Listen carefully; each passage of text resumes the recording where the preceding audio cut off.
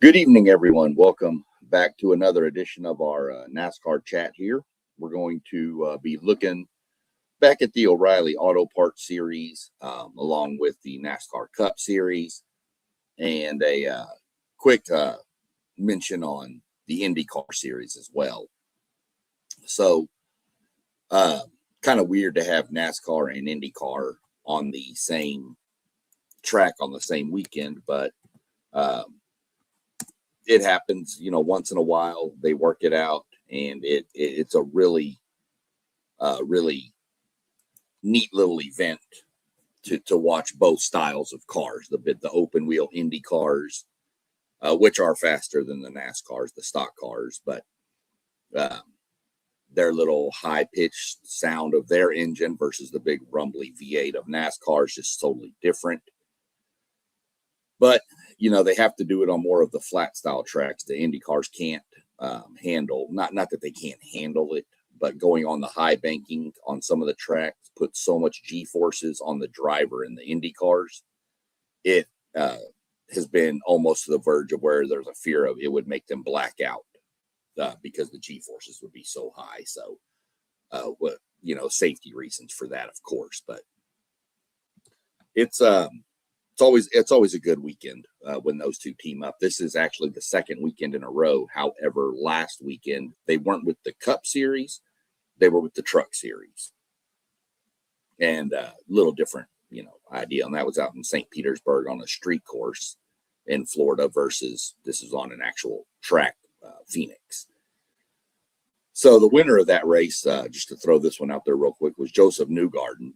A little bit more on him and who he drives for here coming up in a few minutes, just because it made a really interesting storyline for the weekend out in Phoenix. If you remember me talking about, the team that dominates a lot at that track from the preview episode. So we'll jump into the O'Reilly series real quick. Another one of the guys I mentioned to watch, Justin Allgaier. He was, the winner of it. I mean, and I kind of figured he would be. I'm going to go ahead and share my screen here real quick, and we'll look at the standings of the race. This is the finishing order of the race. So, Justin Allgaier, look, he led 11 laps, and he won. It's not how many laps you lead. As long as you lead the last one, it's the only one that matters. Jesse Love, another name I mentioned, Carson Kvapil, who I really, really enjoy watching. Sheldon Creed from Haas Factory Team. The names I mentioned in the preview are the names you're seeing up here at the top. The one that's missing is Austin Hill. I thought he would run better, but,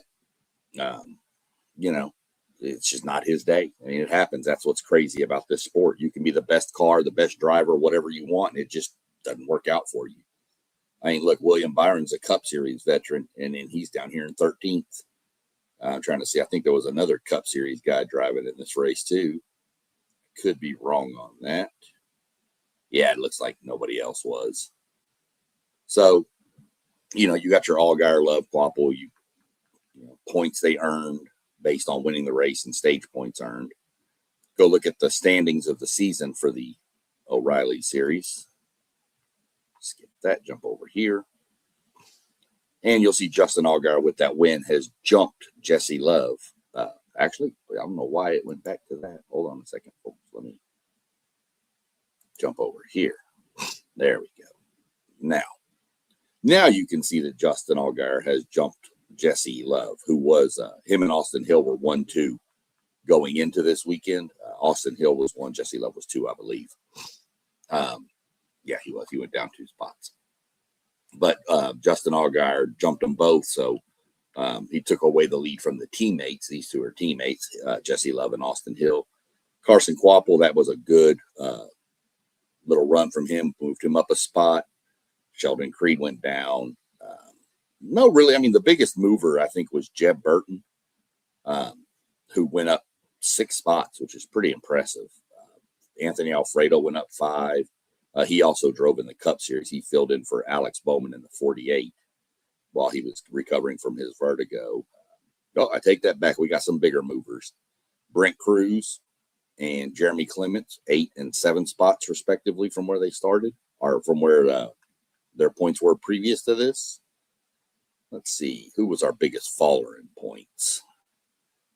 We got a -4 with Yaley and Preston Pardus.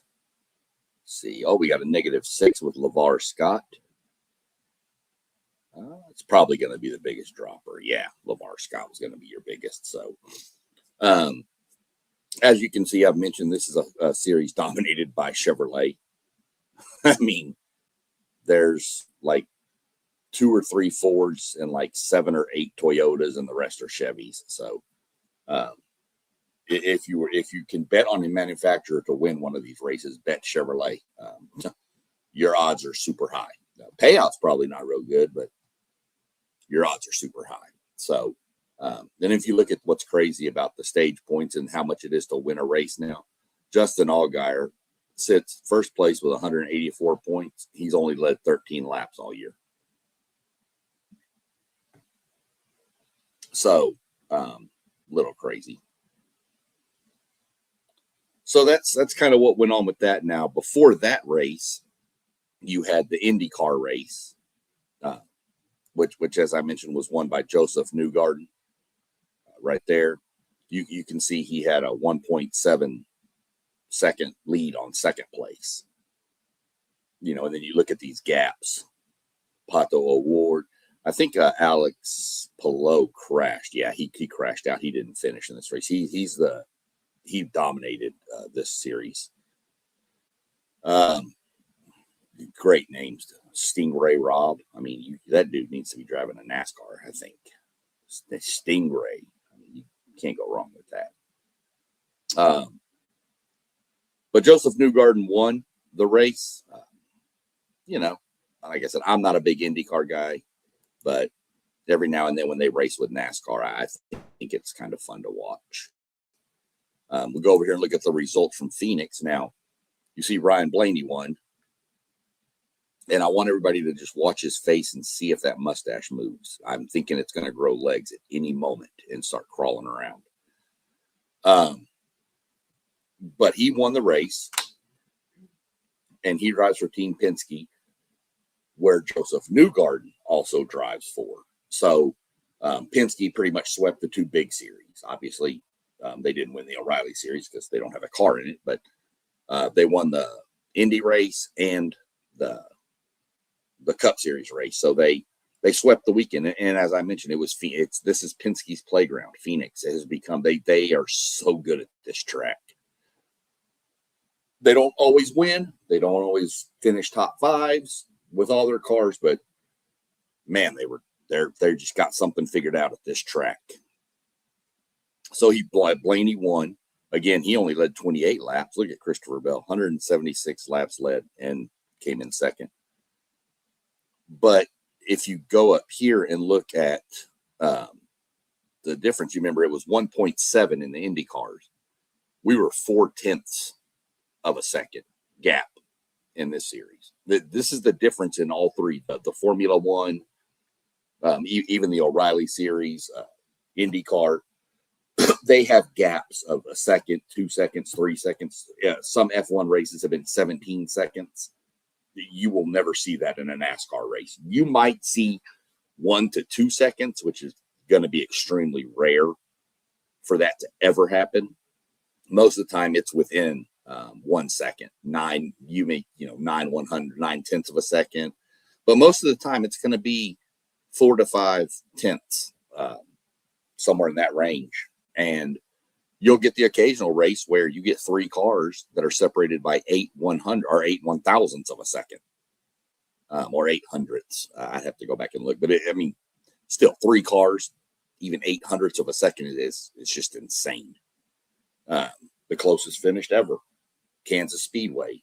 Kyle Larson beat Chris Buescher by 1/1000th of a second. So you're not going to see that in any other version of motorsports that's open wheel type. So, but you got Blaney, Bell second, Kyle Larson third. You look at just the list. You got 1 Ford, and then you got just a ton of Toyota. Toyota does so well at this track too, but just Penske has something. One of the Penske cars always has something for these Toyotas, but they dominate the top 10.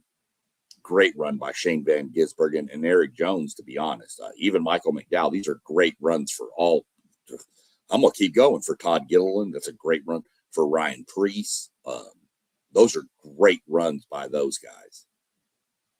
Kyle Busch, not really a great day. Chase Elliott finished 23rd. He's the most popular driver. Ross Chastain, 28th. Logano. Now Logano got involved in a crash late, so that's why he's out of the race. Josh Berry was involved in the same crash. So those two took each other out. They didn't wreck each other. They were wrecked. Logano got spun, and then Berry just happened to be there, which seems to be Josh Berry's mantra.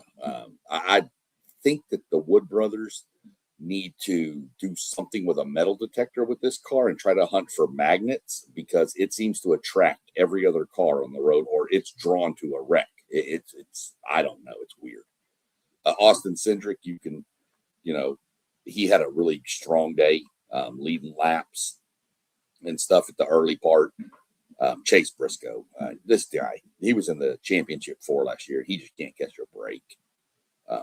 Dude is just snake bit right now. But again, we're 4 races into the season, so it's nothing's set in stone. Nothing's done. It's all still out in front of them. We're going to look at the standings. And as you can imagine, if you've been following me on these previews and reviews, Tyler Reddick, of course, he won the first 3 races. And Ryan Blaney just jumped up in front of Bubba Wallace to separate that pair of teammates. So, again, look at your laps led in the season. 112, 194, 108. I mean, these guys, heck, I even think Josh Berry's, he's got like 13, but look where he's at. So it's not always about how many laps you lead. Obviously, leading laps means you're up front, so that's where you want to be, but it doesn't always guarantee a win. To win 3 races and only have led 112 laps, that just tells you that he's just in the mix and something opens up and it goes his way. So, kudos to Tyler Reddick, Michael Jordan, that team over there with Denny Hamlin as the co-owner, but even Bubba Wallace as his teammate. To see him sitting in 3rd is pretty impressive. But to win the first 3 races of the season, something that had never been done before, he was in the mix. I think he finished 8th in Phoenix. Let me go back and look where he finished. He was running 8th a lot of the time. Yeah, he finished 8th. That's still really impressive for winning 3 races in a row. And, you've got 4 top 10s out of 4 races. So pretty good.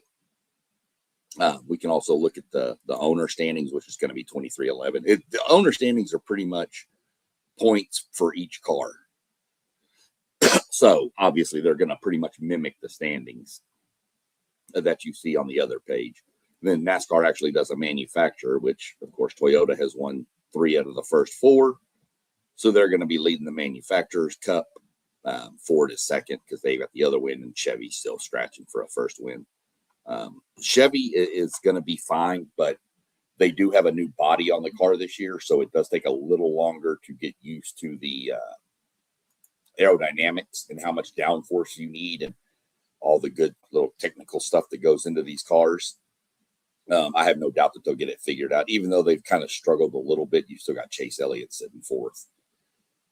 So our biggest droppers of the week, we'll look at those first. You got Chase. He went down 1 position. Let's see who's our biggest dropper. Allmendinger went down 5. Carson Hocevar 4. Daniel Suarez dropped 10 positions. That's more than likely going to be the biggest dropper. He was involved in an incident, so that's going to happen when you're early in the season too, and there's not a lot of separation. Cole Custer dropped 6. Hey, Josh Berry only lost 3 positions. That just tells you he wasn't in a really good place going in. Biggest movers, let's see who we got here. So far, we got Eric Jones that checks out number 7. Or 7 positions up. Let's see. Well, Denny Hamlin, yeah, he had a rough start to the season, so a good finish like he had here in Phoenix is going to skyrocket him up. Let's see, that should be the highest mover. Oh, no, Christopher Bell went up 18. Of course, Christopher Bell was like in 32nd position or something. I mean, or 20, what would that be? He went 18 positions up, so he was in 24th. But coming in second place, getting stage points, that's where all that comes from. So that's definitely the biggest mover. If we started the playoffs or the chase, I'm going to call it the playoffs, and it's wrong. It's the chase. Your top 16 would make it. So obviously Reddick, Blaney, Bubba Wallace, Chase Elliott, Shane Van Gisbergen, Christopher Bell, Joey Logano, Michael McDowell, Chris Buescher, Kyle Larson, William Byron, Denny Hamlin, AJ Allmendinger, Carson Hocevar, Ty Gibbs, and Brad Keselowski would round out the field. But if you look, he's got 100 points. He's only 2 points ahead of 17. So even somebody down here, let's go look at Barry. Barry's got only 50. He's only 50 points out of a playoff spot, and a win is worth 55 points in the Cup Series this year. So he wouldn't obviously pass him because Brad would get points too. But if he got 55 for the win, and then a couple of maybe like 10 points in both stages, 5 in one and 5 in the other, you're looking at 65 points. So then if Brad finishes last, I mean, this is going to change so drastically with only 4 races completed out of a 26 race regular season. So definitely going to be keeping an eye on that cut line though. Every week we'll give you the rundown of the top 16 on every race review show. But again, congratulations to Ryan Blaney and Team Penske for the just pure domination out there. Poor Blaney. To watch him do what he did on Sunday was really, really impressive. They went into the pit. They had a loose tire. They had to come back in, tighten it up. He had to start at the back of the field. Got that fixed, went back out, drove all the way back up into the top 10, came to another pit, left, had another loose wheel, had to pull into Joey Logano's pit box to tighten it, actually, his teammate. But that's a penalty. So he had to go to the back of the field again, and then just methodically just works his way all the way to the front. Comes down to the end of the race, and there's a late race caution. People come in for tires and pits and stuff, and he takes 2 tires. Christopher Bell took 4. Pretty much the same scenario played out as it did last year in the championship race, where they came in late. Denny Hamlin took 4, and Kyle Larson took 2, and Kyle Larson held him off and won the championship. Same exact scenario. I think if Christopher Bell takes 2 tires, he probably wins that race. But they took 4, thinking it would be the better option. And Blaney took 2, got the track position. The key to it was Blaney got to the lead very fast and was able to pull away. He wasn't held up in traffic because Christopher Bell was faster on 4 tires. Believe it or not, 4 tires makes a huge difference versus 2 tires. So, it turned into, could Blaney held him off? If that race was probably 5 laps longer, Bell reels him in and passes him. But Blaney had pulled out to about a second lead while Bell was navigating traffic. And then once Bell got through the traffic, he started clicking off about 1/10, 2/10 every lap. But there was only about 4 laps left, so he didn't have enough time to catch him. And actually, Blaney, I think, matched him for the first 2 or 3 laps once he got clear to. And so he only had a few laps, and he was only clicking off maybe 1/10, sometimes maybe 1/10 and a half, sometimes half a tenth. But he closed the gap down from about a second to, like I said, under 4/10 of a second. So he was coming. Blaney just held on and did what he did and takes the win. It was really good to see. Really exciting. Like to see Ryan Blaney win. He's one of the guys. There's a few of them that when they win, they pull up with after they do all their burnouts and stuff, and they look in the stands for a fan and hand them the checkered flag, which is it's pretty cool. Especially when it's like a younger kid, that kid's going to have that memory forever. Probably going to be a NASCAR fan forever because of that one. Somebody, Ryan Blaney, handed him a flag. So it's, off to Las Vegas this week. Las Vegas is a fun track. I know Denny Hamlin likes it a lot because last time they were out in Vegas, he went to the casinos and won a jackpot out there. So I know he likes it. I know Josh Berry likes it because he got his first ever Cup Series win there last year. So like the track, fun track, a 1.5 mile track. So we'll go back. We'll drop from the 750 horsepower down to 670 for this race. So it's going to be it's a fun race. It really is. I enjoy Las Vegas a lot. Wide open track. You can run, multiple different grooves. So a lot to look forward to this week. We'll have our preview coming up for that after qualifying. Whenever qualifying is, I'll do the preview for the other series that are racing, which I think it's just the O'Reilly series. I don't think trucks are back till next weekend. But we'll do our preview for any series that is racing. I'll look it up and we'll break those down later in the week, and then we'll break down the Cup Series after qualifying and do our preview. So it could be Saturday before I get that preview out. But I want to get qualifying underway are done so that when we do our preview, we can walk through our race picks with our fantasy teams to get your free points on the Fan Rewards app. If you're curious as to what all that is, there's a series on my channel. You can go find it under SEC Sean. That's NASCAR for Beginners. It kind of goes through a little bit of everything on NASCAR history, teams, drivers, and you get into the upper episodes. There's 9 episodes of it, but if you get higher up, you'll get more into the Fan Rewards, how to set it up, what you can do, what you get. So, like I said, it's the way I get free tickets, free merchandise, things like that from them. So you can follow us there. You can go find me there, like, subscribe to all the channels you see scrolling at the bottom of the screen down here too, guys. Doesn't cost anything. It's free, but it helps the channel out a lot. The WTP Sports Dudes here. And then we are also on Patreon under WTP Sports Dudes. You can find us there too. We also put these on as a podcast form on Spotify. It's under WTP Sports Dudes 2026. Also, I have a Patreon over there, which is SEC Sean, same as here. And it's also on, I do NASCAR Talks on Spotify podcast also. So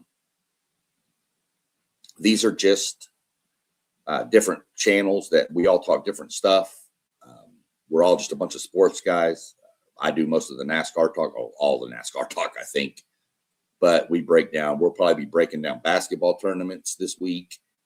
For the men, we'll be talking some of the NFL crazy free agency. So just tune into all of it. Hit the like, subscribe, share, hit the little notification bell, and you'll know when any of us are going live. And like I said, you can go check us out on Patreon. There's going to be some stuff put on Patreon for memberships for people that are paid members. That's going to be exclusive, some behind the scenes type stuff. So keep that in mind when you like and subscribe.